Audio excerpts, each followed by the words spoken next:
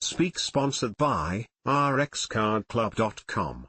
Get a free prescription drug card and save up to 85% on prescription drugs.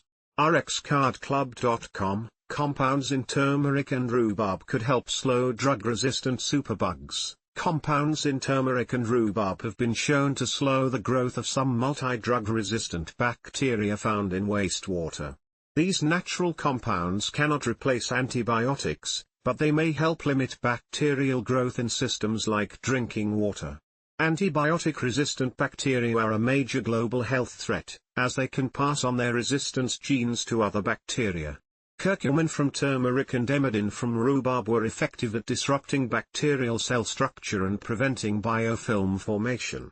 While promising, these natural compounds are not a substitute for antibiotics in treating infections.